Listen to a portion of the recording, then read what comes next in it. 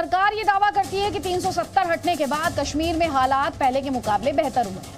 कश्मीर के कुछ नेता ये कहते हैं कि 370 हटने के बाद दरअसल हालात बेहतर नहीं बिगड़े हैं। सरकार कहती है कि आतंकी खत्म हो रहे हैं, आतंकियों का खात्मा हो रहा है, तो कुछ नेता ये कहते हैं कि आतंकी लड़ रहे हैं। सरकार कहती है कि हिंदुओं की टारगेटेड किलिंग पाकिस्तान स्पॉन्सर्ड यानी पाकिस्तान प्रायोजित है, लेकिन कुछ नेता कहते हैं ये 370 हटाने का गुस्सा है, आक्रोश है। सरकार कहती है कि हिंदुओं की हत्या बौखलाहट का नतीजा है, लेकिन जम्मू कश्मीर के पूर्व मुख्यमंत्री फारूक अब्दुल्ला ने आज ये कहा कि जब तक इंसाफ नहीं होगा ये सब बंद नहीं होगा।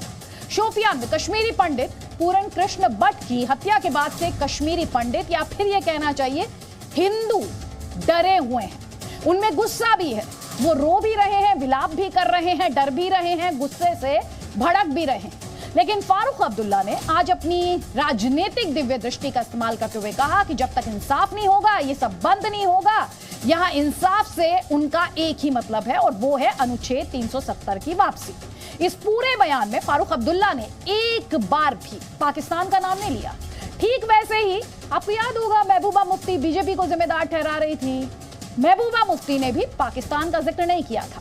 तो इस बहस में होगी जम्मू कश्मीर में मौजूदा हालात पर बात। साथ ही हम ये भी जानेंगे कि 5 अगस्त 2019 को अनुच्छेद 370 हटाने से पहले क्या कश्मीर में हिंदू सुरक्षित थे? क्या 2019 से पहले हिंदू किलिंग नहीं हो रही थी?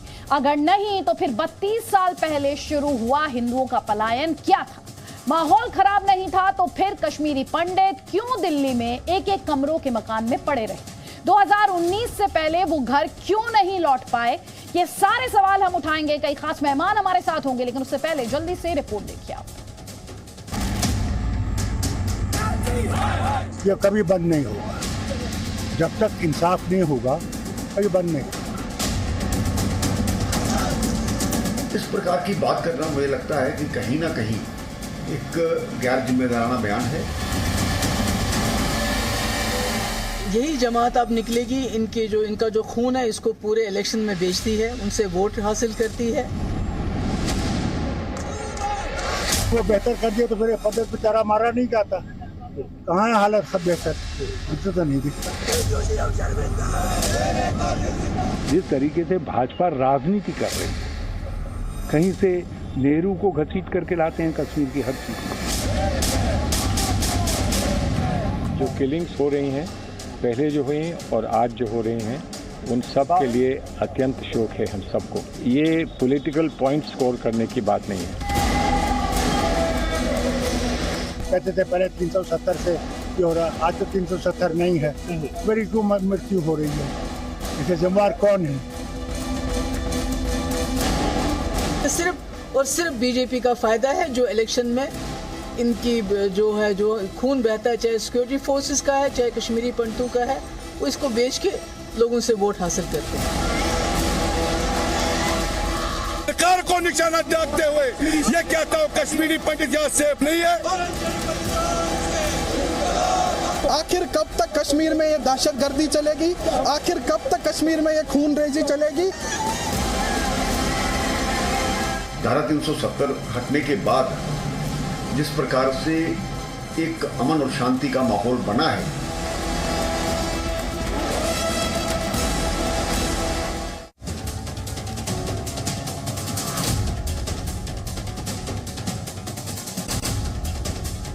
तो कश्मीर में जो कुछ हो रहा है, महबूबा मुफ्ती और फारूक अब्दुल्ला दोनों ही इसका जिम्मेदार अनुच्छेद 370 हटाए जाने को बता रहे हैं। सरकार और सेना भले ही पाकिस्तान का नाम ले रहे हों, लेकिन इन दोनों नेताओं के लिए मेन कल्प्रिट अगर कोई है तो वो है आर्टिकल 370 को हटाया जाना, ना कि पाकिस्तान। कश्मीर को फिर से स्टेट का स्टेटस मिलना चाहिए। सरकार ये कह चुकी है कि इलेक्शन जल्द होने वाले हैं, सरकार ये भी कह चुकी है, लेकिन 370 की कभी वापसी नहीं होगी। तो क्या कश्मीरी पंडित ऐसे ही मरते रहेंगे? ये बड़ा सवाल है। इंसाफ के लिए क्या हिंदू को टारगेट किया जा रहा है? और अगर हिंदू को टारगेट किया जा रहा है तो फिर ये इंसाफ कैसा है? अगर बेकसूर लोगों की निर्मम तरीके से हत्या की जाए तो क्या आप उसे इंसाफ कह सकते हैं? ये सबसे बड़ा सवाल है। और किस इंसाफ की बात फारूक अब्दुल्ला कर रहे हैं, आज ये सवाल भी उठना चाहिए। कई खास मेहमान हमारे साथ हैं। जल्दी से आपको बता देते हैं, हमारे साथ बीजेपी का पक्ष रखने के लिए गौरव भाटिया हैं। गौरव भाटिया, मैं चाहती हूं एक बार फिर से आप भी सुन ले फारूक अब्दुल्ला क्या कह रहे हैं, और फिर क्योंकि उनका सवाल आपसे है, मतलब आपकी सरकार से है, आपका जवाब सुन लीजिए। ये कभी बंद नहीं होगा, जब तक इंसाफ नहीं होगा कभी बंद नहीं होगा। और इसको बंद करने के लिए जितनी भी शोर करते हैं, कहते हैं कि जहाँ बहुत सब कहते थे पहले 370 से ये हो रहा, आज तो 370 नहीं है। मेरी क्यों मृत्यु हो रही है, इसके जिम्मेदार कौन है बताइए मुझे। दुनिया में बताया जा रहा है कि हालात हमने बेहतर कर दिए। अगर वो बेहतर कर दिया तो फिर फटेल बेचारा मारा नहीं जाता। कहाँ है हालत बेहतर, मुझे तो नहीं दिखता।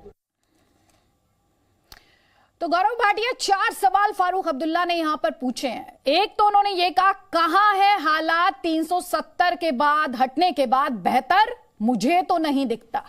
वो कहते हैं 370 हटने के बाद बेकसूर लोग मारे जा रहे हैं। पहले तो आप इन 2 सवालों पर जवाब दीजिए। अदिति जी, सबसे पहले जिस व्यक्ति ने नफरत का एक आंख में चीनी चश्मा, एक आंख में पाकिस्तानी चश्मा लगाया हो, उसको कश्मीर की बेहतर हालत और हालात नहीं दिखाई देंगे। और मैं आपकी बात का उत्तर ज़रूर दूंगा, लेकिन दर्शकों के लिए बताना ज़रूरी है। फारूक अब्दुल्ला का एक वीडियो था 5 अगस्त से पहले का, जब अनुच्छेद 370 को संशोधित किया गया, और वो कह रहे थे नामुमकिन है इसको हटाना। हटा के दिखाया, और हटने के बाद क्या कहा इन्होंने आपको मालूम है? इनको सम्मान, इनको प्यार, इनको कद, इनको प्रतिष्ठा भारत के नागरिकों ने दी। केंद्रीय मंत्री रहे हैं, मुख्यमंत्री रहे हैं, लेकिन इन्होंने कहा कि हम चीन से दरख्वास्त करते हैं कि वो हस्तक्षेप करे और अनुच्छेद 370 को बहाल किया जाए। इनके मुंह से वीडियो में ये भी कहा जा रहा था इंसाफ नहीं होगा तब तक शांति नहीं आएगी। अरे ये वो फारूक अब्दुल्ला है अदिति जी, ये मुख्यमंत्री थे, और कश्मीरी पंडितों पर, हिंदू भाई बहनों पर जब अत्याचार हो रहा था, मुख्यमंत्री को तो सड़क पे उतर के सुनिश्चित करना चाहिए था कि एक एक महिला सुरक्षित हो, एक एक भाई सुरक्षित हो। ये इस्तीफा दे के लंदन चले गए थे। मस्जिदों से आवाज आ रही थी कि सारे हिंदू भाई तो कश्मीर छोड़ दें, लेकिन अपनी बीवियों को और बच्चियों को छोड़ जाए। मुख्यमंत्री कहाँ था? लंदन में गोल्फ खेल रहा था। अब मैं आपकी बात पे आता हूं। देखिए, अनुच्छेद 370 हटने के बाद फर्क ये आया है कि जितना वहां पे पत्थरबाजी होती थी पहले, उसमें 98% की कमी आई है। जो आतंकवादी हमले थे वो करीब 70% कम हुए हैं अदिति जी। और सबसे बड़ी बात क्या है कि वहां पे अब विकास की धारा बह रही है। बड़ा दुख होता है जब कोई नागरिक इसलिए प्रताड़ित किया जाता है क्योंकि पाकिस्तान की जो फौज है ना, अब आमने सामने युद्ध नहीं कर सकती है अदिति जी। तो वो हमारी महिलाओं को, मजदूरों को, और जो वर्दी में है, चाहे वो आर्मी के ऑफिसर्स हो और चाहे वो पुलिस के जवान हो, उनको टारगेट करती है। लेकिन ये बात मैं बता दूं, उस परिवार के साथ जो अपना खोता है तो वो अपना हमारा भाई बहन भी है, और हम लोग खड़े रहते हैं। और हमारी आर्मी क्या करती है ये बताना जरूरी है। राहुल भट्ट मारा गया, 24 घंटे के अंदर 3 आतंकियों को ढेर किया हमारी वीर सेना ने। रियाज अहमद के हत्यारों को, ये जैशे मोहम्मद के आतंकवादी थे, इनको ढेर किया। अमरीन भट्ट, अगर उसको टारगेट किया, वो हमारी बहन थी, तो हमने सुनिश्चित किया 48 घंटे में ये आतंकवादी ढेर हो। ये उदाहरण मैंने क्यों दिए? पहली बात तो जो वहां पे आतंकवादी हमले होते थे उसमें कमी आई, और अगर कोई मजाल करेगा कि हमारे नागरिकों को टारगेट करे तो उनको भी ढेर किया जाएगा, पहली बात। दूसरी बात, बड़ा बदलाव एक और आया है। दूसरे पैनलिस्ट का लूंगी सर, वापस आपको मंच दूंगी। जल्दी से नीलोफर मसूद यहाँ पर ये सवाल उठा रहे हैं, एनसी पर ये कह रहे हैं कि टारगेटेड किलिंग्स हुई तो भारतीय फोर्सेस ने उसका जवाब भी दिया है, बदला लिया गया है। नीलोफर मसूद। देखिए आदित्य जी, 370 हटने के बाद हमसे ये कहा गया कि एक नया कश्मीर होगा। आप इस नए कश्मीर, जो जम्मू कश्मीर है, इसमें देखती क्या है? पहले तो लद्दाख काट लिया, अब खाली जम्मू कश्मीर रहा है यहाँ पर। उस नए कश्मीर में किस चीज को इन्होंने वो चीज की कि जो ऑलरेडी इन्होंने प्रॉमिस किया, चाहे वो डेवलपमेंट है, प्रॉस्पेरिटी है, सिक्योरिटी को लेकर है। खुसूसन मैं सिक्योरिटी की बात करूंगी, क्योंकि आए दिन आपने देखा होगा कि टारगेट किलिंग हो जाती है, कहां से हाइब्रिड मिलिटेंट या कुछ नाम देकर एक बंदा, एक शख्स आ जाता है, अपनी टारगेट को वो किल करके सेफ पैसेज से भाग जाता है, और उसके बाद दुहाइया देते हैं हम टीवी पर, मीडिया पर, ये कहते हैं कि हमने फलां शख्स को मार डाला जिसने वो टारगेट किलिंग अंजाम दी थी। आप मुझे बताइए, क्या ये जरूरी है कि पहले एक शख्स का मरना, फिर उसके बाद उस शख्स को पकड़ना, ये कह करके इसने टारगेट किलिंग की हुई है? ये लोग आते कहां से हैं? कौन सी सिक्योरिटी की बात करते हैं? जो आज डॉक्टर फारूक साहब ने बयान दिया है, इससे पहले भी ऐसे बयान आए हैं, क्योंकि हमने हमेशा कहा बायलैटरल इशू है, जो आज बायलैटरल रहा ही नहीं, बल्कि 370 हटाने के बाद ये इंटरनेशनल इशू बन गया है कि आए दिन इंटरनेशनल फोरमों में अब ये मुद्दा उठा दिया जाता है। तो कौन जो उठाता ठंडे है? बस्ते में चला गया तो था कौन उठाता एब्रोगेशन है? के बाद निलोफर मसूद कौन उठाता है? पाकिस्तान उठाता है, पहले भी उठाता था, अब भी कोई उठाता है। चाहे और कौन सा देश आकर जम्मू कश्मीर का मुद्दा उठाता है? जना बोलता है या कोई बोलता तो है ना। अब तो ये इंटरनेशनल का इशू बन गया है, जो कभी जिस मुद्दे पर कभी बात ही नहीं होती थी। अनफॉर्चुनेटली नहीं, आप ये कह रही हैं कि पाकिस्तान कभी जम्मू कश्मीर बात नहीं करता था? देखिए, कह रही हैं हमें आदित्य जी मुझे बस 10 सेकंड दे दीजिए। हमें कहीं ना कहीं इस इशू पर बात करनी है। आप कहेंगे क्यों, आप सपोर्टर हैं पाकिस्तान के, आप चाहते हैं बात करें। देखिए, सपोर्टर कोई नहीं, जम्मू कश्मीर का वासी जानता है, मर वो रहा है, शहीद वो तो हो आप रहा ये है। कहती है कि ये तो आप मानती हैं पाकिस्तान करा रहा है? चलिए एक सेकंड के लिए, आप ये तो मानती हैं पाकिस्तान करा रहा है, ये एडमिशन है ना? चाहे पाकिस्तान है उसमें, चाहे वो कोई भी कंट्री है, कोई नहीं चाहे। आप ये मानती है ना? टेररिज्म को नहीं, फारूक साहब ने तो ये बात नहीं कही है मैडम ना। आपने अब अच्छा पॉइंट उठाया, बहुत अच्छा पॉइंट अब आपने उठाया। आप ये कह रही हैं मरता बेकसूर आदमी है, बिल्कुल सही बात है, मरता बेकसूर आदमी जिसका कोई दोष नहीं है, जिसका कोई दोष नहीं है। लेकिन आप ये मानती हैं कि उसे मरवाने का काम पाकिस्तान से होता है, इसलिए आप कहती हैं कि उससे बात कर लीजिए। मैं वो नहीं कह सकती। देखिए, मैं वो कहने से, अगर मेरे सिक्योरिटी वाले मानते हैं, गवर्नमेंट ऑफ इंडिया मानती है तिथियों को लेकर, मैं उसे इनकार नहीं कर सकती, ना आप इनकार कर सकते, ना कोई और इनकार कर सकता है। वो तिथियों पर हम बात करेंगे। तो फिर फारूक साहब ने जिक्र क्यों नहीं किया? फारूक साहब ने तो कुछ और कहा। नहीं, फारूक साहब ने किस इंसाफ की बात की? आप जरा मुझे ये बताइए, कौन सा इंसाफ है? उन्होंने कौन सी ऐसी गलत बात की? मैं गलत और सही तो कह ही नहीं रही हूँ, मैं तो आपसे सवाल पूछ रही हूँ, आपसे सवाल पूछ रही हूँ, तो आप उसमें कहीं गलत बात किया? मैंने तो सवाल पूछा है, जवाब दीजिए ना आप। उन्होंने जो कहा समझाइए, इसलिए बुलाया आपको। आप ये चीज मानती है कि सीज फायर वायलेशन, जब हमारा सीज फायर नहीं हुआ था तो कितनी बॉर्डर वायलेशन हो रही थी आफ्टर एब्रोगेशन ऑफ 370? ये कैसे कम हुआ? जब एक नेगोशिएशन होगी, जब एक एग्रीमेंट बाज़ाब्ता बना। मैं आपसे क्या पूछ रही हूँ? आप सीज फायर वायलेशन और सीज फायर अग्रीमेंट पर चली गई। मेरा जो सवाल है, मुझे उस सवाल का जवाब चाहिए। आप मुझे वो इंसाफ डिफाइन कर ma'am please. Nilofar Masood ma'am, आपने उस बच्ची की तस्वीर नहीं देखी है, आपने बट साहब की बच्ची की शायद तस्वीर नहीं देखी है, प्लीज। तो कौन आप मुझे ये बताइए किस इंसाफ की बात की जा रही है मैम निलोफर जी? जितना अफसोस आपको है, हमें भी है। मैं ये नहीं कह रही, मैं ये नहीं कह रही आपको तकलीफ है या नहीं है, मैंने ये कहीं नहीं कहा। मैं आपसे ये कह रही हूं किस इंसाफ की बात हम कर रहे हैं, या फारूक साहब किस इंसाफ की बात कर रहे हैं, आप मुझे बताइए।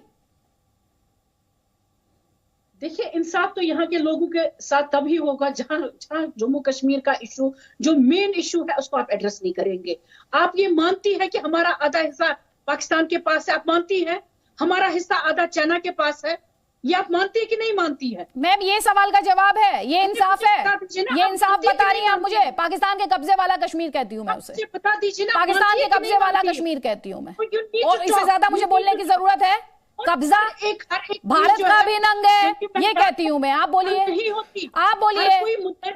नहीं, आप मुझे बोलिए ना, आपसे जो सवाल है उस सवाल का जवाब दीजिए। मुझे अलग ट्रैक पर मत ले जाएगा, मुझे मेरा सवाल पता है। एक बार फिर से चलाइए, क्या कहा था फारूक अब्दुल्ला ने? ट्रैक पर आपको नहीं, please ma'am, please stick to the points please, and answer my question please. ये कभी बंद नहीं होगा, जब तक इंसाफ नहीं होगा कभी बंद नहीं होगा। और इसको बंद करने के लिए जितनी भी शोर करते हैं कि कहते हैं कि जहाँ बहुत सब कहते थे पहले 370 से ये हो रहा, आज तो 370 नहीं है, मेरी क्यों मृत्यु हो रही है? इसके जिम्मेदार कौन है? बताइए मुझे। दुनिया में बताया जा रहा है कि हालात हमने बेहतर कर दिए। अगर वो बेहतर कर दिए तो फिर पंडित बेचारा मारा नहीं जाता। कहाँ है हालत बेहतर? तो जब तक इंसाफ नहीं होगा ये बंद नहीं होगा। ये कौन सा इंसाफ है नीलोफर मसूद? मुझे बस ये बता दीजिए, इस इंसाफ का मतलब क्या है?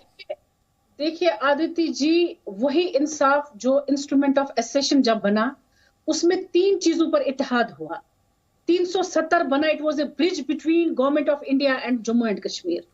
उसके बाद आर्टिकल 35 जब आया, एक स्पेशल प्रिविलेजेस यहाँ के लोगों को दिए गए जहां पर उनकी जमीनें, उनकी मैम आप मुझे पॉइंट एक्सप्लेन कीजिए। आर्टिकल 370 और प्रेसिडेंशियल ऑर्डर और 35A, they are part of history now. आप ये खुद उसमें लिखा है टेम्परेरी प्रोविजन था। I don't want to get into a debate there. Jawaharlal Nehru के शब्द थे, भारत के तत्कालीन प्रधानमंत्री जवाहरलाल नेहरू के शब्द थे मैम, मेरे शब्द नहीं है ये। आप ये नहीं समझ रही वर्ड्स की इनॉर्मिटी, उनकी गंभीरता आप नहीं समझ रही। कोई बात नहीं मैम, आप मत समझिए। जल्दी से कमेंट यहाँ पे सुशील पंडित, जब तक इंसाफ नहीं होगा ये बंद नहीं होगा। मुझे इस स्टेटमेंट का मतलब नहीं समझ आया, आप समझा दीजिए। क्या जब वो आज उन्होंने कहा कि ये पहले कहते थे आर्टिकल 370 की वजह से ये हो रहा है, अब तो हटा दिया, तो फिर अब क्यों हो रहा है?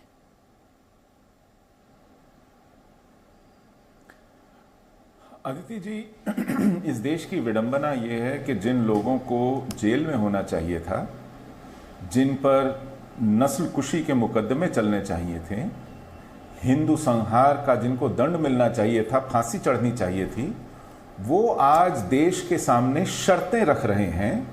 देश की कनपटी पर तमंचा रख करके बता रहे हैं कि ऐसा नहीं करोगे तो ये चलता रहेगा। ये वो शख्स कह रहा है जिसकी 3 पीढ़ियों ने कश्मीर को घसीट कर बर्बादी के मुहाने ले आया। इसकी ही सरकार के चलते कश्मीर में नस्ल कुशी हुई, हिंदुओं का पलायन हुआ। अब इनके प्रवक्ताओं की ये मजबूरी है कि ये इस पर कुछ लीपापोती करें, इसको कुछ ठीक से सजाएं संवारें, कशीदाकारी करें। आपने सुना 2 बातें। कभी कहते हैं कि कश्मीर का इंसाफ ये है कि साहब कुछ हिस्सा पाकिस्तान के पास है, कुछ हिस्सा चीन के पास है, जब तक वो वापस नहीं आएगा इंसाफ नहीं होगा। फिर कहते हैं कि इंसाफ की बात तकाजा ये है कि 370, 35A, 1953 से पहले वाला कश्मीर मुतहद, ये जो वहां पर कश्मीर का विलय हुआ था उसकी शर्तों वाला कश्मीर जब तक नहीं लौटाएंगे तब तक इंसाफ नहीं होगा। ये बेसिकली कह रहे हैं कि हमारी शर्तें नहीं मानोगे तो इस देश में खून बहाया जाता रहेगा। ये जिहाद की तरफ से आपसे सौदेबाजी करने बैठे हैं। इसको टैकल करने की जिम्मेदारी किसकी है सुशील पंडित जी? क्योंकि इसको टैकल करने की जिम्मेदारी उनकी है जो इनको बुलाते हैं चाय पकौड़ी पर यह पूछने कि कश्मीर का क्या किया जाए। उस प्रधानमंत्री की, उस गृह मंत्री की है जो कश्मीर को अब चुनावों में झोंक देना चाहते हैं इतनी रक्तपात के बीच। इसकी जिम्मेदारी उन लोगों की है जो आपको कोई नई बात नहीं बताते सिवाय इसके कि साहब ऐसा हुआ था, वैसा हुआ था, पत्थरबाजी इतनी घट गई, एनकाउंटर इतने कम हो गए। अरे यार कमाल कर रहे हैं आप। आत्मा बची है कि नहीं बची है? कितना लीपापोती करेंगे, कितना नाटक करेंगे, कितना ढोंग करेंगे? आप तिरंगे बांधेंगे शिकारों पर और उसकी क्लिप पूरे देश में वायरल करके कहेंगे कि सुरक्षा आ गई। यह ढोंग करेंगे आप। पाखंड की पराकाष्ठा है ये। आप कहते हैं कश्मीर सुधर गया और हर रोज हम लाशें गिनते हैं। जवाब ले लीजिए गौरव भाटिया। और फिर प्रवक्ता आकर के जवाब ले लीजिए। सर आपने सवाल उठाया, उसके बाद मैं देती हूं रविंद्र जी आपको मैं दे रही हूं फ्लो, एक जवाब, क्योंकि सुशील जी ने सवाल पूछा था इसलिए मैं गौरव भाटिया को मंच दे रही हूं, आपको वापस मौका दूंगी सर। जी गौरव भाटिया। देखिए मैं दोनों की बातों का जवाब दूंगा, लेकिन पहले जो सुशील पंडित जी ने कहा उनका दर्द समझते हुए मैं एक ही बात कहूंगा। उन्होंने कहा कि जो लोग आतंकवाद को फैलाते हैं उनको चाय पे बुलाया जाता है, पूछा जाता है कश्मीर की नीति क्या होगी।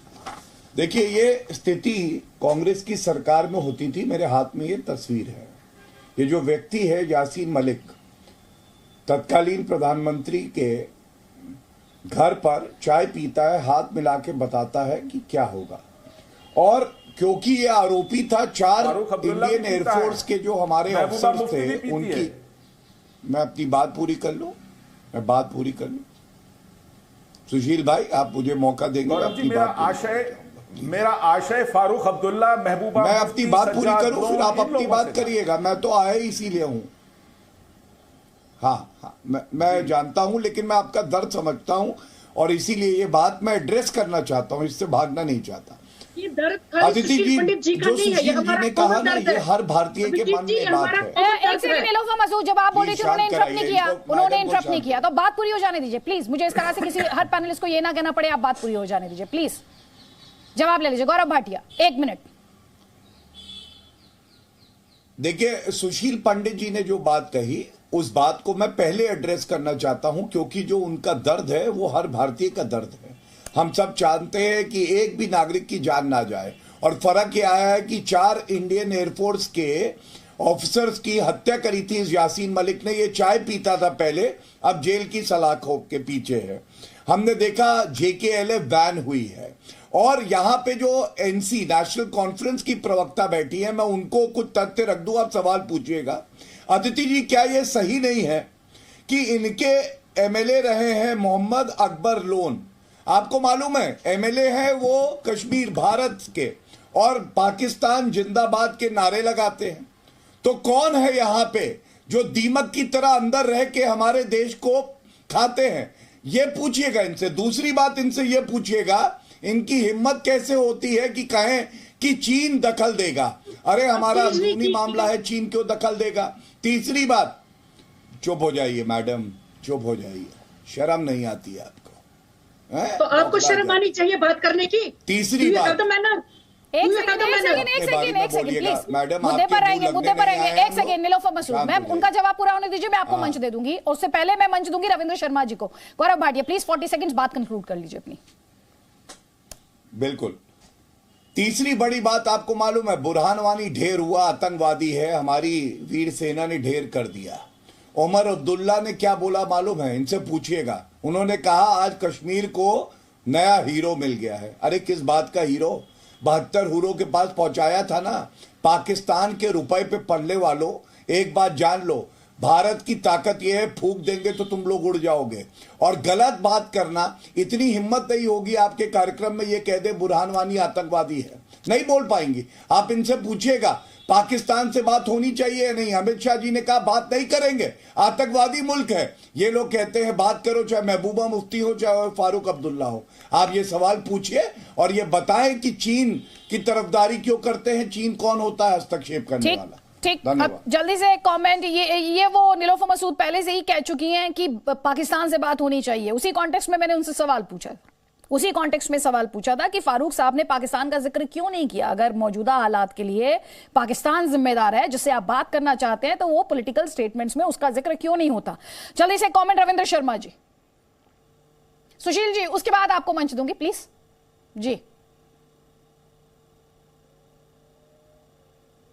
रविंद्र जी, आपकी आवाज नहीं आ रही, आप खुद को अनम्यूट कर लें प्लीज।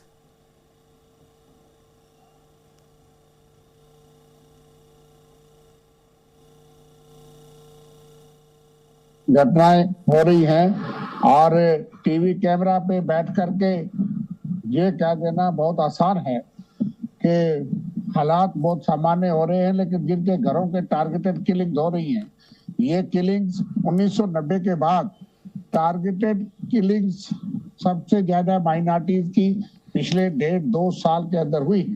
आंकड़े आपके सामने हैं। और टारगेटेड किलिंग में कश्मीरी पंडित भाई हमारे, बहने, सिख समुदाय के लोग भी हैं, बाहर के मजदूर भी हैं। वो लोग जो वहां से भागे नहीं थे, सतपाल निश्चल जैसे लोग, बिंद्रू जैसे लोग, जो आकाश मेहरा जैसे लोग जो 30 साल की मिलिटेंसी में वहां रहे, वो टारगेट करके किलिंग करके मारे गए। और ये दूसरों को क्या सबक सिखाएंगे? बुरहान वानी के लिए बीजेपी के डिप्टी चीफ मिनिस्टर ने क्या कहा था कि अगर हमें पता हो गया होता तो ये एक्सीडेंट हो गया हमसे। जब महबूबा मुफ्ती ने कहा तब उसको खुश करने के लिए, पीडीपी को खुश करने के लिए, इन्होंने, इनके भाजपा के डिप्टी CM ऑन रिकॉर्ड हैं, और लाहौर गया कौन? 10 साल की सरकार ने तो बात नहीं की। आपने तो शपथ समारोह में बिरयानी खिला उनको बुलाया, वो भी तो पाकिस्तान जो है अगर स्पॉन्सर है, सारी किलिंग का जिम्मेवार है, फिर आप बिन बुलाए वहां गए। और उसके बाद जो जम्मू कश्मीर पे तबाही हुई है, हमले हुए हैं, लीजिए आप जवाब ले लीजिए आप गौरव भाटिया, आप जवाब दीजिए। गौरव भाटिया का जवाब 30 सेकंड्स में आपका जवाब, उसके बाद सुजाता बशीर डेमोक्रेटिक आजाद पार्टी से हमारे साथ है, उनका कमेंट में जल्दी जल्दी प्लीज। आज से पिछली सरकारों को छोड़ दीजिए, 70 साल आपने कह दिया। ठीक है, ये कह रहे हैं कि पिछली सरकारों को छोड़ दीजिए ना, इसलिए वो आउट हो गई। आपको मौका मिला तो आपने क्या किया, ये सवाल पूछ रहे हैं। 370 तोड़ने के बाद आप आंकड़े गिरा देते हैं। सबसे एक शख्स की शांत करिए, शांत करवाइए तो मैं उत्तर दूंगा। जो कांग्रेस के प्रवक्ता यहां बैठे हैं, या तो ये पढ़ाई लिखाई कांग्रेस का मैनिफेस्टो पढ़ते नहीं हैं, और या जान के भी नासमझ बन रहे हैं। मेरे हाथ में कांग्रेस का 2019 का मैनिफेस्टो है। अदिति जी, आपको मालूम है इनका पोजीशन क्या था? इन्होंने कहा था अनुच्छेद 370 को हटने नहीं देंगे, जनता ने इनको ही हटा दिया। अब ये कहीं के नहीं बचे। दूसरी बात इन्होंने कही थी, किस मुंह से आज ये बात करते हैं कि टारगेटेड किलिंग हो रही है। इन्होंने तो कहा था कि अगर हम सत्ता में आए तो आफ्स्पा जो आर्म्ड फोर्सेस को स्पेशल पावर्स देती है वो ही हटा देंगे। तीसरी बात, जो जड़ है सारे मसले की वो क्या है कि हमारी भूमि पर कब्जा किया पाकिस्तान ने। ये भूमि दी किसने? चाचा नेहरू ने, प्रधानमंत्री थे, सही समय पे फैसला नहीं किया। राजा हरि सिंह जी ने तो इंस्ट्रूमेंट ऑफ एक्सेशन साइन कर दिया था, लेकिन चाचा नेहरू वो व्यस्त थे, उन्होंने सेना नहीं भेजी। और उसके बाद जब अनुच्छेद 370 पे बहस हुई पार्लियामेंट में, शर्म, बीच में मत बोलिए। और श्यामा प्रसाद मुखर्जी भी थे उसमें, कमजोर श्यामा प्रसाद मुखर्जी भी थी। शांत होइए, अभी सब बताऊंगा, पूरी हिस्ट्री बताऊंगा। नहीं, हिस्ट्री नहीं, मैं प्रेफर करूंगी कि हम प्रेजेंट पर डिबेट करें, वर्तमान पर डिबेट करें। नहीं, मैं चाहती हूँ हम वर्तमान पर डिबेट करें। प्लीज गौरव भाटिया, 30 सेकंड्स है, कंक्लूड कर दीजिए। उनका पॉइंट यही था, पिछली सरकारों की नाकामी के गिनाते हैं, आज जिम्मेदारी आपके एडमिनिस्ट्रेशन की है, उस पर आपका जवाब। अदिति जी, केवल मैं अपनी बात समाप्त कर लूं। मैं बताना चाहता था, वर्तमान की बात करते हैं। अनुच्छेद 370 पे जब चर्चा चल रही थी, अमित शाह जी ने कहा जान दे देंगे हम कश्मीर की एक एक इंच भूमि के लिए। अधीर रंजन चौधरी ने कहा आप कैसे हटा सकते हैं, मामला यूएन में लंबित है। और आप सही कह रही हैं, जिम्मेदारी हमारी है। पर यह क्या सच नहीं है किस तरह से हालात सुधरे हैं वहां पे? चाहे इन्वेस्टमेंट हो, चाहे जॉब्स की बात हो, चाहे ढेर करना हो आतंकियों को, चाहे नागरिकों को सुरक्षित रखना हो, चाहे आर्मी के जवान जो है, आज नियुक्ति हो रही है, कश्मीर का युवा आर्मी में जा रहा है, और ये लोग मस्जिदों से ऐलान करते थे कि हिंदुओं को कटवा दो, महिलाओं को पीछे छोड़ दो। क्या आपको नहीं लगता कि कश्मीर की स्थिति सुधरी है? मैं कह रहा हूं कि किस रिक्रूटमेंट की बात करते हैं। जम्मू कश्मीर अनएम्प्लॉयमेंट में सेकंड हाईएस्ट है इन द कंट्री में, 32.75% अनएम्प्लॉयमेंट हो गई। और अग्निपथ की बात करते हैं, फौज में रिक्रूटमेंट, तो लोग गरीब कहाँ जाएंगे? वो 4 साल की नौकरी भी ढूंढते हैं। सैकड़ों बच्चे शाम को सड़कों पे दौड़ते हैं, गांव में मैं देखता हूँ, लेकिन नौकरी कहीं नहीं है। नौकरी की नदियां बहने वाली थी, विकास की नदियां बहने वाली थी। आप कह रहे हैं कि लॉ एंड ऑर्डर में भी फेल हो गए, और आप ये कह रहे हैं विकास में भी फेल हो गए। इस पर मैं आगे जवाब लूंगी। गौरव भाटिया से एक तस्वीर अपने दर्शकों को यहाँ हम दिखाना चाहते हैं। श्रीनगर में हुर्रियत के दफ्तर की बाहर की ये तस्वीर है, तस्वीर स्क्रीन पर लाएं। और इस प्रदर्शन में आप देख रहे हैं कश्मीरी हिंदू हो, कश्मीरी मुसलमान हो, सब शामिल हुए हैं। हुर्रियत के दफ्तर के बाहर प्रदर्शन इसलिए था क्योंकि इनका मानना है कि टारगेटेड किलिंग को हुर्रियत जैसे संगठन की शह है, बिना उसकी शह के ये हत्याएं नहीं हो सकती। इन लोगों ने गुस्से में हुर्रियत के दफ्तर का जो बोर्ड था उसमें भी तोड़फोड़ की है।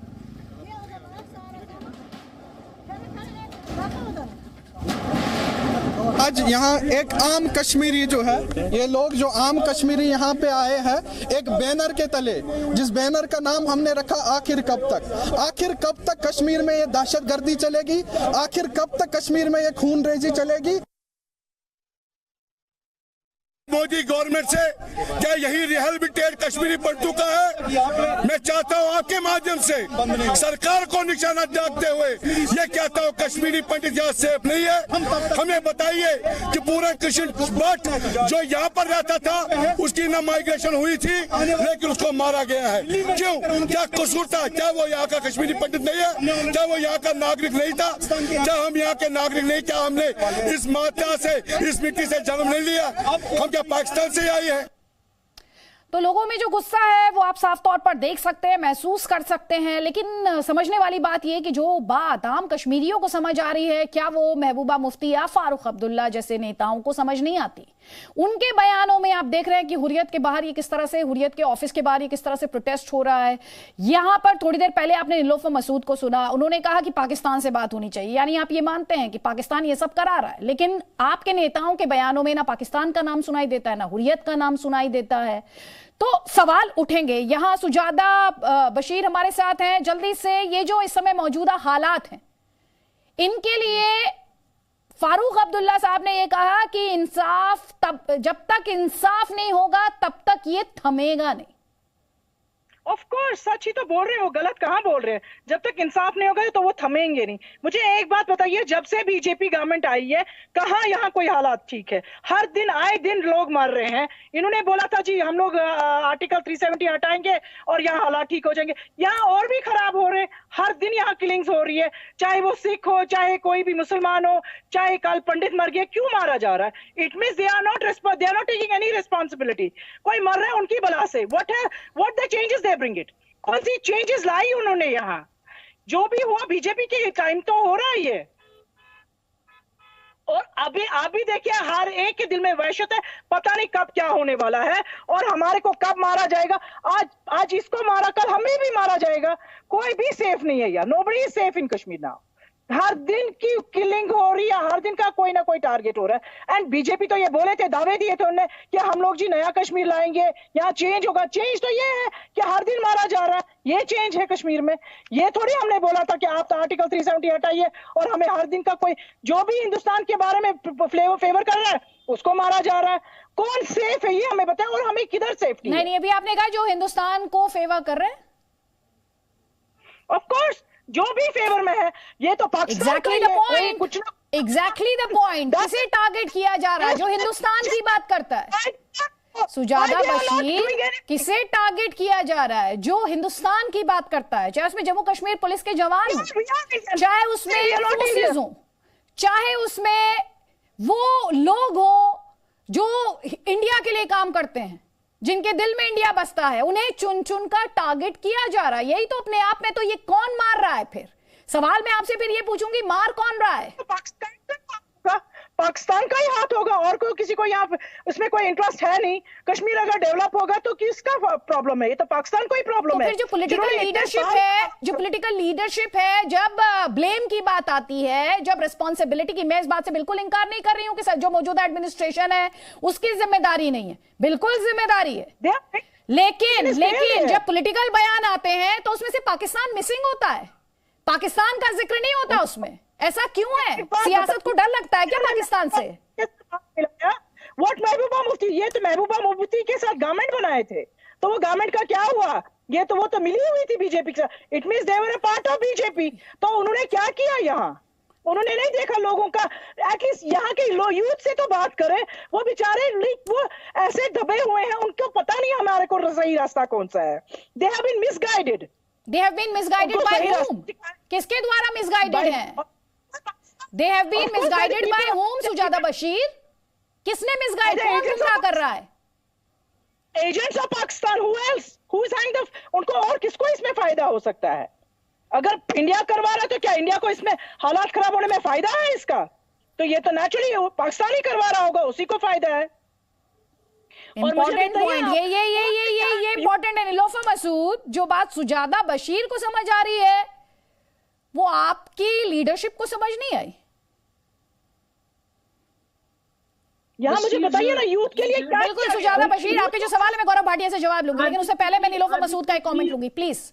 Aditya ji, failure of system को एक्सेप्ट करना है। अभिजीत जी यहाँ बैठे हुए हैं, कभी ये लेफ्ट जाते, कभी राइट जाते, कभी सेंटर पर तो आते नहीं है।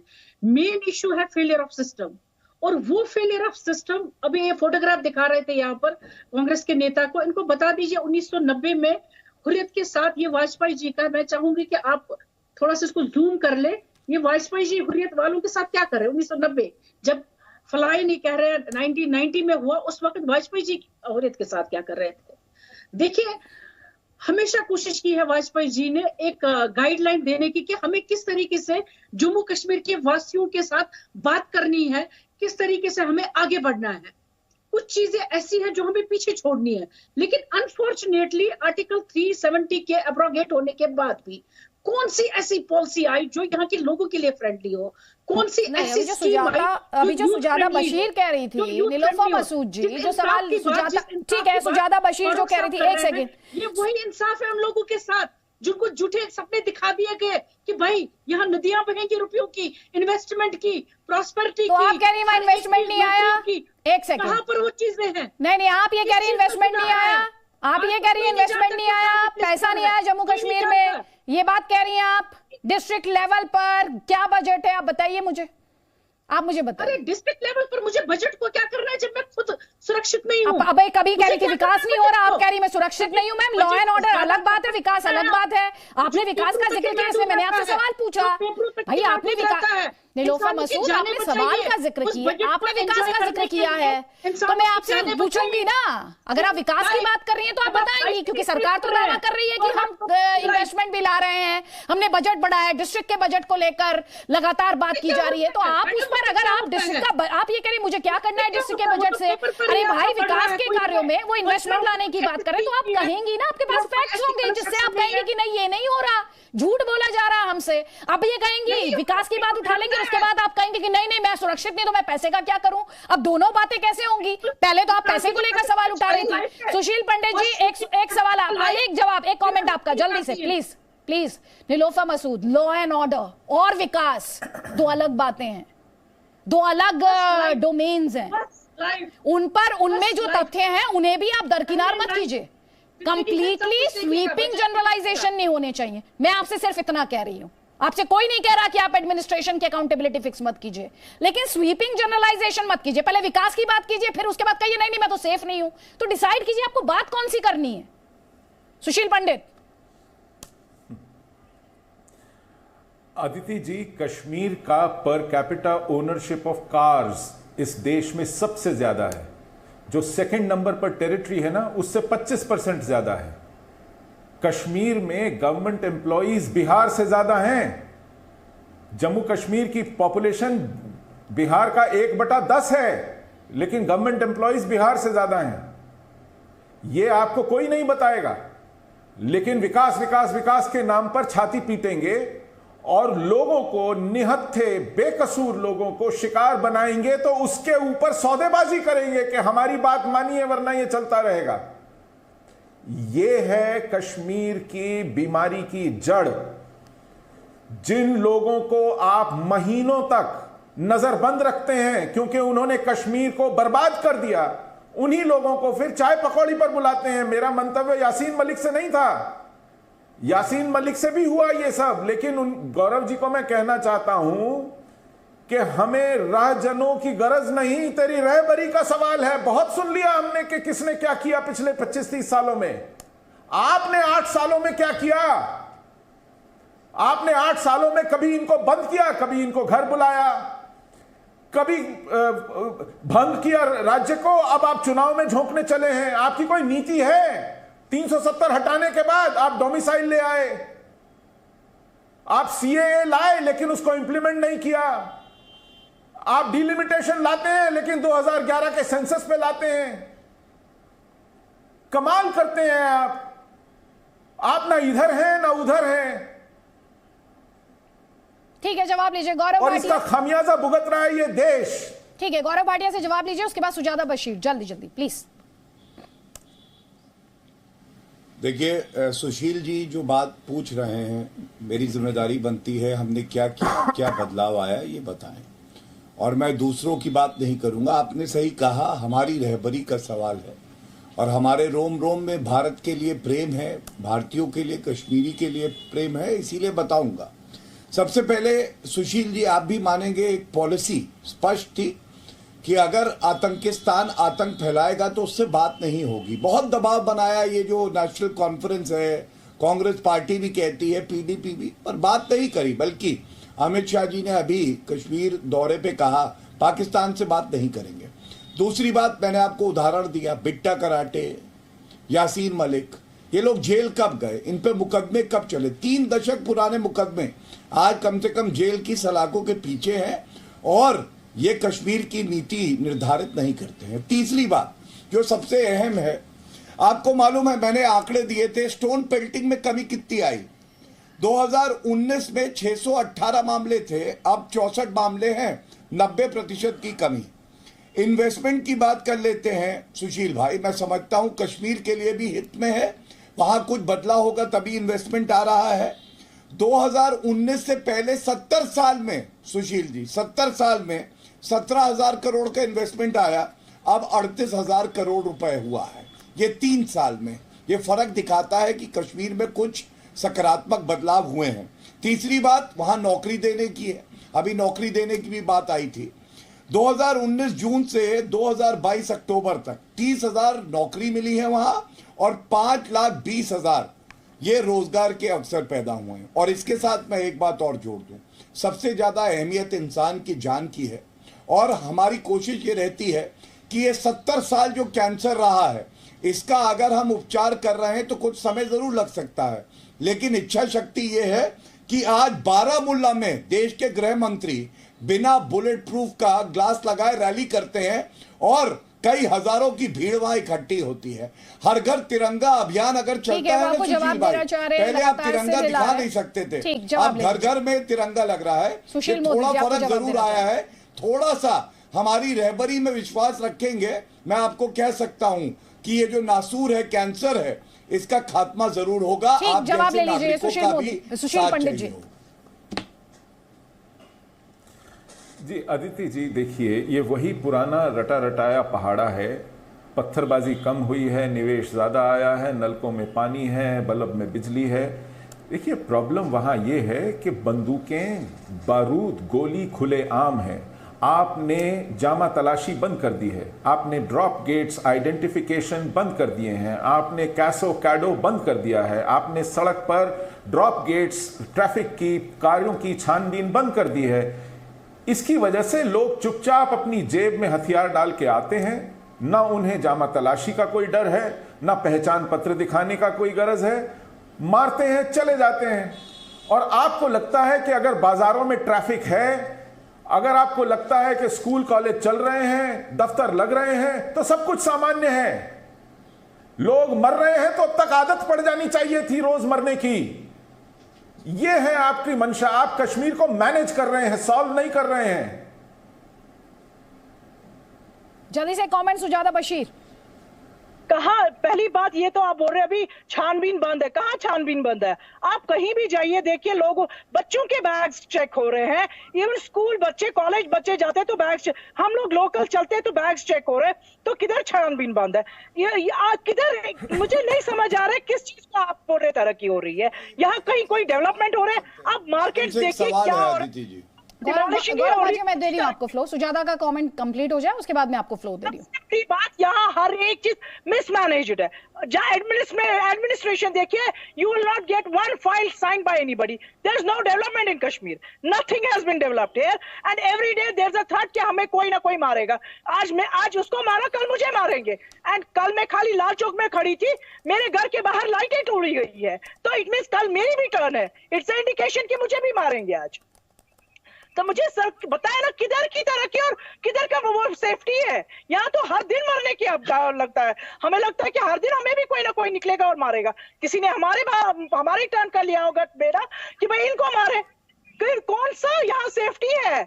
बीजेपी किया क्या 8 साल? यहाँ कुछ नहीं। यहाँ अगर थोड़े टाइम एक सेफ्टी थी, अब तो लगता है कि कोई भी किसी को भी मार सकता है। यहाँ बच्चा सेफ नहीं है, बड़े सेफ नहीं, बूढ़े सेफ नहीं है। कल पंडित जी को मारा, आज कल को मेरे को मारेंगे, या मुझे आज भी मार सकते हैं, मुझे नहीं पता है। किधर है डेवलपमेंट? ये बीजेपी की आप दो डेवलपमेंट है। बातें कर रही है सुजाता बशीर। अभी थोड़ी देर पहले यही दिक्कत नीलोफर मसूद की थी, अब यही दिक्कत आपकी है। एक तरफ आप कहती है डेवलपमेंट नहीं है, दूसरी तरफ आप उसे लिंक कर देती है सिक्योरिटी से।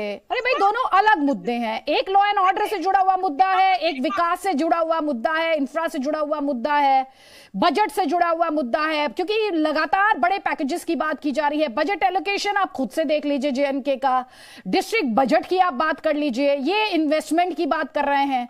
तो आप एक मुद्दे पर तो कायम रहिए, एक मुद्दे पर तो कायम रहिए। पाकिस्तान करा रहा है तो क्यों करा रहा है? Do something for that.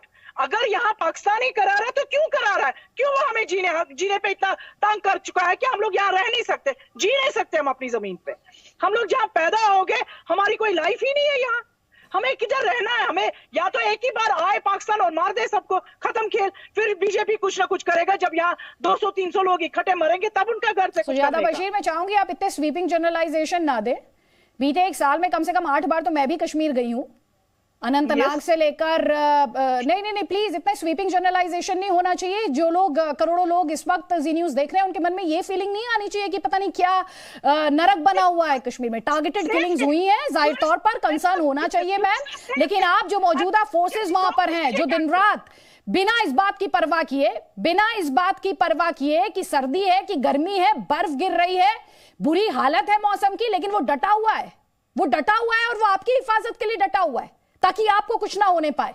तो कम से कम उसकी मेहनत का अपमान मत कीजिए। पॉलिटिकल लड़ाई आप लोग लड़िए, सब लड़िए, किसी ने नहीं रोका आप लोगों को लड़ने से, बट प्लीज एक डर की पिक्चर पेंट मत कीजिए, एक ऐसी पिक्चर मत पेंट कीजिए जिसमें आदमी के मन में खौफ और सिर्फ खौफ रहे। लेकिन गौरव भाटिया, जब इस तरह के इंसिडेंट्स होंगे तो वो लोग जो एक डर का नैरेटिव क्रिएट करना चाहते हैं या आगे बढ़ाना चाहते हैं, वो इस तरह से कामयाब होंगे। क्या करेंगे आप? अदिति जी देखिए, ऐसा है जैसा मैंने शुरुआत में कहा था कि पाकिस्तान आज एक आतंकिस्तान की तौर पे पूरे विश्व में स्थापित हो चुका है। ये भारत की ही कूटनीति का परिणाम है। और जब लौ फड़कती है बुझने से पहले, तो वो इसी तरह से जो निर्दोष नागरिक है उनको टारगेट करती है। हमें क्या करना है? हमें सुनिश्चित करना है। रविंद्र जी, मैं दूंगी आपको फ्लोर, 30 सेकंड्स दे दीजिए सर प्लीज। गौरव भाटिया बात पूरी कर लीजिए। हमें क्या करना है? हमें सबसे पहले तो ये सुनिश्चित करना है कि हम अपने नागरिकों को पूरी सुरक्षा दें जो हम देते हैं। दूसरा, अगर कोई इस तरह से हत्या करता है तो उस प्रयास को रोका जाए, और अगर हो जाती है और दुर्भाग्यपूर्ण है तो वो आतंकवादी ढेर हों। तीसरा, हमने देखा है किस तरह से ये जो गतिविधियां हैं इसमें कमी आई है, सुरक्षा पूरी तरह से मजबूत की गई है। और आदिति जी यहाँ पे अभी बोल रही थी सुजाता जी, अगर मैं इनका नाम सही जी सुजाता बशीर, केवल इनसे एक सवाल पूछिए। हाँ, सुजाता बशीर जी बहुत अभी यहाँ पे बोल रही थी। मैं ये जरूर जानना चाहूंगा, और ये मेरा और नागरिकों का हक भी है जानने का, एक नेशनल कॉन्फ्रेंस की प्रवक्ता से और इनसे ये पूछवा लीजिए कि बुरहान वानी आतंकवादी था या नहीं था, क्योंकि अगर ये नहीं कह पाती तो ये समझ लीजिएगा कि ये आस्तीन के सांप है, देश के दुश्मन है, और इनसे चर्चा करने का कोई फायदा नहीं है। ये दिहाड़ी पे बैठे हैं पाकिस्तान से रुपया लेके, ये पूछवा लीजिए प्लीज। ठीक है, जल्दी से कमेंट रविंद्र शर्मा। कहना चाहूंगा कि बात सुरक्षा की हो रही है और ये विकास के आंकड़े गिरवाते हैं। और कौन से आंकड़े गिरवाते हैं? 24,000 करोड़ रुपए का पैकेज मनमोहन सिंह जी ने 2004 में दिया था, जो 36,000 करोड़ रुपया खर्च हुआ। ये तो 15,000 करोड़ रुपए बात करते हैं। इसको बात विकास पे हम चर्चा कर लेंगे, लेकिन ये कहते हैं कि दूसरा कह दे किसी दूसरे बीच में मत बोलिए। गौरव जी आप सीनियर आदमी है, लेकिन मुझे ये बताइए, गौरव भाटिया जब आप बोल रहे थे तो मैंने उन्हें नहीं बोलने दिया था। प्लीज मैं भी इंटरप्ट करूंगा। आप बोलिए रविंद्र शर्मा। जब अडवाणी जी बंदूकधारियों के साथ बैठे थे, वो फोटो गायब हो गए। अभी आपको एक फोटो दिखाया वाजपेयी जी का, हम उनका सम्मान करते हैं, लेकिन जब आप पाकिस्तान जाए तो कोई एतराज नहीं। प्रधानमंत्री जी कोई बात कहता है, पाकिस्तान से डायलॉग की बहुत थोड़ा गुनाह हो जाता है। आप कत्ल भी करें तो कोई इल्जाम नहीं, और कोई भी भरे तो वो हो जाते बदनाम। बात कश्मीर के उन नेताओं की बात नहीं, क्या वो मरवा रहे हैं? आप गद्दी पे बैठे हैं, हिंदू मारे जा रहे हैं, सिख मारे जा रहे हैं, मुस्लिम मारे जा रहे हैं, बाहर के टारगेट किलिंग हो रही है। जो टारगेट किलिंग 2017 से 18 से 19 से पहले का आंकड़े बता दीजिए, हत्याएं होती रही हैं। कौन नहीं कहता आतंकवाद है? हम आतंकवाद के विरुद्ध we shall call spade spade. Pakistan हो, आप चाहे उसको बात करिए चाहे टकरिए, आप सत्ता में बैठे। आप तो पिछली सरकारों को कहते थे आपके पास सारी सत्ता है, हम सरकार के साथ खड़े, लेकिन आप शुरुआत में राजेंद्र मनास हमारे साथ हैं। राजेंद्र मनास, मैं एक और बारी आपको आगे मंच दूंगी प्लीज। राजेंद्र मनास, महबूबा मुफ्ती, यहाँ पर सारे पैनलिस्ट ने कहा इस समय जो मौजूदा हालात है उसके लिए सीधे तौर पर पाकिस्तान जिम्मेदार है। महबूबा मुफ्ती को ये बात मानने में तकलीफ क्यों होती है और उन्हें बात क्यों करनी है पाकिस्तान से? देखिए, ये जो दर्द है पिछले 89 के बाद से आज तक बराबर चलता आ रहा है और हमारी पार्टी का ये मानना है कि कहीं ना कहीं ये जो लोग पीछे से टारगेट किलिंग कर रहे हैं, इनको कहीं ना कहीं पीछे से उनको साथ है। और जब तक पाकिस्तान के साथ आमने सामने की बात नहीं होती तब तक हमें लगता नहीं कि ये चीजें खत्म होंगी। आज इनको किसका साथ है? ये तो जैसे आप बता रहे हैं, इसमें कोई दो राय नहीं है कि ये लोग किनका साथ है। इसमें कोई दो राय नहीं कि पाकिस्तान का कहीं ना कहीं आज आके उनका तो साथ उनको मिलता है। जो बेकसूर लोगों को टारगेट कर रहा है, बेकसूर लोगों की जान ले रहा है, आप उससे बात करेंगे? आप उससे बात करेंगे? मैं ये कहना चाहता हूँ, आप बीमारी आज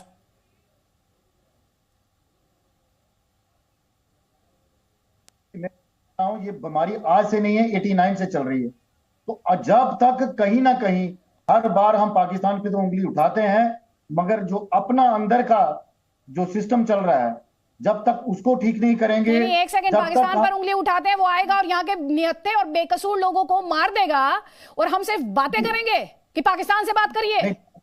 सर, उन परिवारों से जाके पूछिए इस वक्त उन पर क्या बीत रही होगी। सरकार की एडमिनिस्ट्रेशन की अकाउंटेबिलिटी फिक्स होनी चाहिए, लेकिन जब इंसाफ की बात होनी चाहिए इन विक्टिम्स के लिए, जब इन विक्टिम्स के लिए न्याय की बात होनी चाहिए, तो आप ये कह रहे हैं कि पाकिस्तान से बात होनी चाहिए। मैं ये कह रहा हूं कि आज हम तो अपने लोगों के साथ हैं, मगर जो रोज तीसरे दिन प्रो करके यहां पर भेजा जाता है, जिन नौजवानों का दिमाग वो खराब करते हैं, जिन लोगों को वो प्रो करते हैं, उनको कौन संभालेगा? जब तक हम अपने घर को नहीं संभालेंगे और जब तक बॉर्डर पे जो हालात बने रहते हैं, तब तक बातचीत के बगैर तो कभी कोई मसला हल होने वाला नहीं। ये आप बड़े बेहतरीन तरीके से जानते हैं। और हमारा एक ही मकसद हमेशा रहा है कि जब भी कोई मसला हल होगा तो बातचीत से होगा, ग्रेनेड से ना गोली से, बात बनेगी बोली से। ये हमारा 2002 का नारा था। सुनिए, आपका नारा किसी भी टाइम का हो सर, आपका नारा किसी भी टाइम का हो, सुनिए ध्यान से सुनिएगा, ना सुनिए ध्यान से। जो भी आतंकी आएगा, अभी आप 2022 का नारा सुन लीजिएगा, जो भी आतंकी आएगा मारा जाएगा,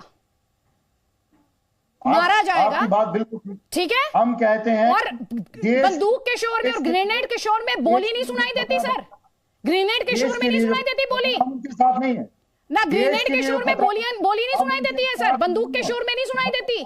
कहीं ना कहीं जो मसला हल करने की बात है, आप मसला हल कर रहे हैं। ये इस तरह से मसला हल होगा, इस तरह से पार्टी के इस तरह से मसले हल होते हैं। सुशील पंडित ये कहते हैं, मानते हैं, आज इस डिस्कशन में सारे पैनलिस्ट ने माना है पाकिस्तान कर रहा है, जो कि पॉलिटिकल स्टेटमेंट्स में दिखाई नहीं देता। ये सब मानते हैं कि पाकिस्तान कर रहा है, बावजूद इसके पाकिस्तान से ही बात करना चाहते हैं।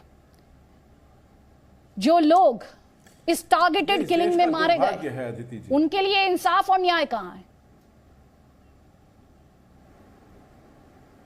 ये इस देश का दुर्भाग्य है अदिति जी कि पीडीपी को राजेंद्र मनहास जैसा इंसान मिलता है पाकिस्तान की पैरवी करवाने के लिए। ये है हमारी बदकिस्मती। जरा देशभक्त हम हैं, देशभक्त हमें ज्यादा बताने की जरूरत नहीं है। मैं आपको देशभक्ति कह रहा हूं, मैं आपको देशभक्त ही कह रहा हूं। हमारा डोगरा देशभक्त ही मिला है पीडीपी को पाकिस्तान की पैरवी करवाने के लिए इस प्रोग्राम में। ऐसे ही लोग ढूंढ ढूंढ के लाते हैं वो, और मैनिफेस्टो करने के लिए पीडीपी का, मैनिफेस्टो भाई को पीडीपी का, पाकिस्तान की करेंसी चाहते हैं वो जम्मू कश्मीर में, पाकिस्तान की करेंसी चाहते हैं वो जम्मू कश्मीर में। और वो कोई कुछ नहीं शरिया चाहते हैं जम्मू कश्मीर में, वो ओपन बॉर्डर चाहते हैं जम्मू कश्मीर में। आप सेल्फ रूल पढ़ लीजिए पीडीपी का क्या कहता है। वो जॉइंट मैनेजमेंट चाहते हैं, शेयर्ड सॉवरेनिटी चाहते हैं जम्मू कश्मीर में। आंखें खोलिए और अगर पढ़े लिखे हैं तो मैनिफेस्टो पढ़िए पीडीपी का, उसके बाद पैरवी कीजिए पाकिस्तान की और पीडीपी की और महबूबा की। शोभा नहीं देता आपको। आप जम्मू के डोगरा हैं, जम्मू के डोगरा हैं आप। कहां है आपका आत्मसम्मान? आपका आत्मसम्मान कहां गया? कहां गया आपका स्वाभिमान? कहां गया आपका आत्मसम्मान? कहां गई आपकी देशभक्ति? आपके दर्द के साथ पूरी पार्टी खड़ी है। बात वो नहीं है, बात ये है कि हमारे रोज तीसरे दिन किलिंग होती है जो बीजेपी के बड़े बड़े की जड़ हैं। आप हमारे दर्द की जड़ हैं। आप हमारे गर्दन पर रखी हुई दराती हैं। आप हमारे दर्द के साथ नहीं खड़े हैं, आप हमें दर्द देने वालों में हैं। ये जो आप जिम्मेदार है। ठीक है, उनका जवाब ले लीजिए। वो आपको जवाब दे रहे हैं, जवाब ले लीजिए उनका। सुशील पंडित जी, सुशील पंडित जी उनका जवाब ले लीजिए, उनका जवाब ले लीजिए सर प्लीज। राजेंद्र जी, आज तक तो ये बीमारी ठीक कर देते ऐसी जो बीमारी हमें नसूर बन गई है, चाहे हमारे जम्मू के लिए हो चाहे श्रीनगर के लिए, जो लोग आपके साथ बैठे हैं तो आज तक ठीक हो जानी चाहिए थी। 7 साल हो गए इनको, 8 साल हो गए सेंटर में बैठे, तो अभी तक ठीक क्यों नहीं हुई? सुशील पंडित जी, ये सवाल तो मैं भी पूछता हूं उनसे। राजेंद्र मनहास जी, मैं सवाल पूछने में कोई कमी नहीं छोड़ता हूं, लेकिन जब मैं आपको बगल में बैठा देखता हूं महबूबा मुफ्ती की पैरवी करते हुए, तो मुझे आपसे भी पूछना पड़ता है, मुझे उनसे भी पूछना पड़ता है। कश्मीर में कुएं में भांग मिल गई है। ठीक है, जल्दी से एक कमेंट यहाँ पे सुजाता बशीर और उसके बाद निलोफर मसूद और फिर गौरव भाटिया जवाब देंगे। लेकिन सुजाता बशीर, इंसाफ की बात, अब ये आपने कहा फारूक साहब ने कुछ गलत नहीं कहा। इंसाफ नहीं, जब तक इंसाफ नहीं होगा ये थमेगा नहीं। ये एक सेकंड सुजाता बशीर, ये जो विक्टिम्स हैं, ये जो इनकी फैमिलीज हैं, इनके लिए इंसाफ और न्याय क्या है? इंसाफ और न्याय के यहाँ प्रोटेक्शन चाहिए, हर एक को यहाँ रहना है। जो भी आप यहाँ रहना चाहते हैं उनके लिए देखिए वो कैसे सेफ रहेंगे। ऐसा नहीं कि आप बोल रहे हैं कि हाँ जी यहाँ आप लोग आइए और रहिए और आप सेफ है। सेफ्टी देखिए, लोगों की सेफ्टी देखिए। आप बीजेपी तो पिछले 8 साल से बोल रहा है कि यहाँ जी हम लोग नया कश्मीर बनाएंगे और यहाँ सेफ है, तो किधर है सेफ्टी? जो भी यहाँ हिंदुस्तान की गुण गाता है उसको मारा जाता है, जो भी हिंदुस्तानी है उसको मारा जाता है। तो क्या हम मरने के लिए निकले हैं यहाँ? गौरव भाटिया, देखिए, मैं दोनों की बातों का उत्तर दे दूं। पहले तो अदिति जी, यहाँ पे पीडीपी के प्रवक्ता बैठे हैं और इनकी याददाश्त को तरोताजा कर दे। महबूबा मुफ्ती ने कहा था कि अनुच्छेद 370 हटाया तो तिरंगे के लिए, हमारे तिरंगे के लिए, आपके तिरंगे के लिए, कि तिरंगे को कांधा देने वाला कोई नहीं होगा। आज तो पीडीपी जनाजा निकल रहा है, तिरंगा तो जैसे लहराता था वैसे ही लहरा रहा है। और ये वही महबूबा मुफ्ती हैं जो बुरहान वानी से बहुत ज़्यादा नज़दीकियाँ इनकी रही हैं। और मैं इतना ही कहूँगा, ऐसी पार्टी, ऐसे प्रवक्ता जब आते हैं जो बुरहान वानी को आतंकवादी नहीं कह सकते, तो इनसे संवाद हो नहीं सकता। लेकिन विचारों की स्पष्टता क्या होती है? अभी मैडम जी बोल रही हैं, कह रही है कि हम सुरक्षित हैं या नहीं है। आप बिल्कुल सुरक्षित हैं। और एक बात याद रखिएगा, कश्मीरी पंडितों का पलायन हुआ, वो वापस नहीं आ पाए थे, विस्थापित हुए। अगर उन्हें वापस किसी ने भेजने का काम किया है, उनको नौकरी मिले, सम्मान मिले, तो ये हमारी सरकार ने किया है। एक बात और जान लीजिए, जब आप इस तरह की बातें चैनल पे आकर डर का माहौल बनाने का प्रयास करती हैं, तो कहीं ना कहीं जो हमारे शत्रु देश हैं उनके हाथों में आप खेल रही हैं। कृपया करके ऐसा मत करिए। लाखों जवान आज भी सारे नागरिकों की सुरक्षा में खड़े हैं और हम सबको एकजुट होकर इनका सामना करना है। पाकिस्तान की बोली बोलने से भारत मजबूत नहीं होगा। ठीक है, निलोफर मसूद, जो सवाल मैंने अभी थोड़ी देर पहले सुजाता बशीर से पूछा, जो विक्टिम्स हैं, उनकी फैमिलीज हैं, जिनके छोटे छोटे बच्चे हैं, उनके लिए इंसाफ, उनके लिए जस्टिस, उनके लिए न्याय, वो कहां है? कौन करेगा उसकी बात? कोई नहीं करेगा।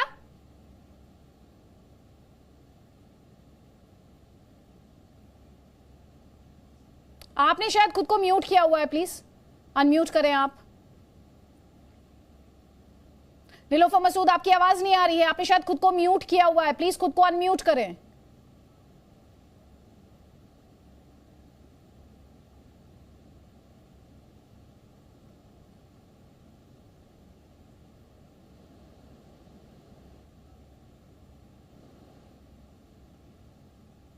आवाज हम तक नहीं आ पा रही है नीलोफर मसूद की। सुशील पंडित जी, गौरव भाटिया कह रहे हैं हमने पंडितों के लिए बहुत कुछ किया, हमने तो उनके वापसी कराने के लिए भी बहुत कुछ किया है। जी, हमारी आर्थिक दुर्दशा का शोषण करते हुए नौकरियों के लालच में हमें पुनः उस घाटी में झोंका है जहां से हम किसी तरह बच के 32 साल पहले निकल भागे थे। वहां की स्थितियां ठीक नहीं की हैं।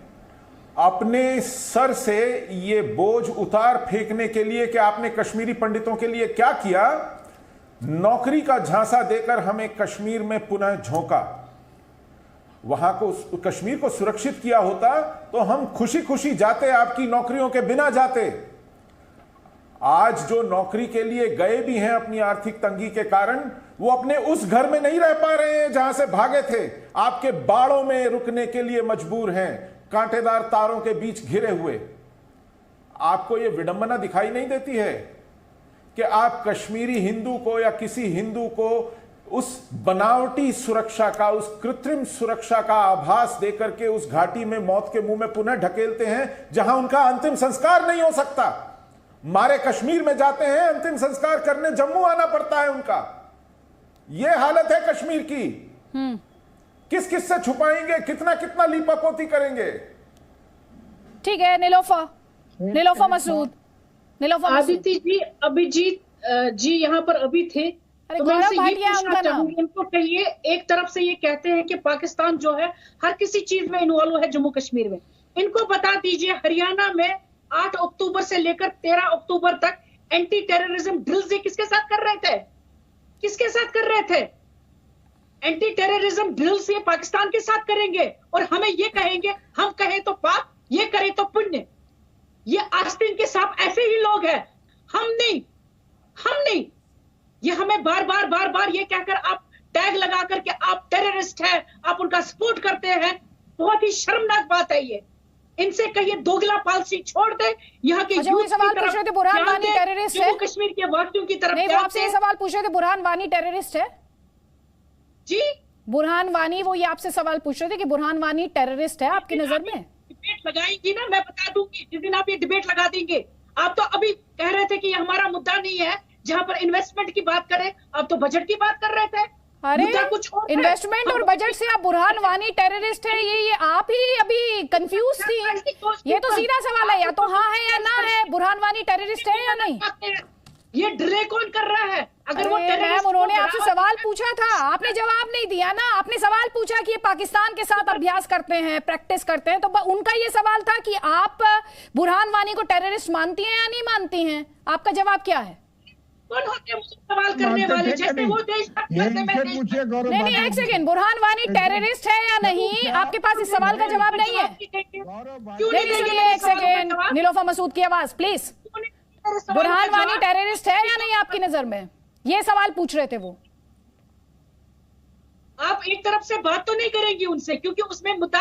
मैडम वो यहाँ पर है नहीं, लेकिन उनका जो सवाल है वो आपसे पूछ रही हूं मैं, और सबसे ज्यादा सवाल गौरव भाटिया से पूछे गए हैं आज। आप ये विक्टिमहुड छोड़ दीजिए, ये विक्टिम कार्ड पुरानी बात हो गई है, और डिबेट में मौजूद रहा करिए 1 घंटा 10 मिनट, तब बात किया कीजिए। सिर्फ आरोप मत लगाया कीजिए। आपसे मैंने सिंपल सवाल पूछा, वो ये सवाल उठा रहे थे कि आप बुरहान वानी को टेररिस्ट नहीं मानती हैं। मैंने आपसे उन्हीं का सवाल पूछा है, अभी तक आप जवाब नहीं दे पाए पिछले 2 मिनट से। बुरहान वानी टेररिस्ट है या नहीं? हरियाणा ये देखिए, आपको बुरहान वानी को टेररिस्ट कहने में डर लग रहा है मैम, आपको बुरहान वानी को टेररिस्ट कहने में डर लग रहा है, ये हालत है।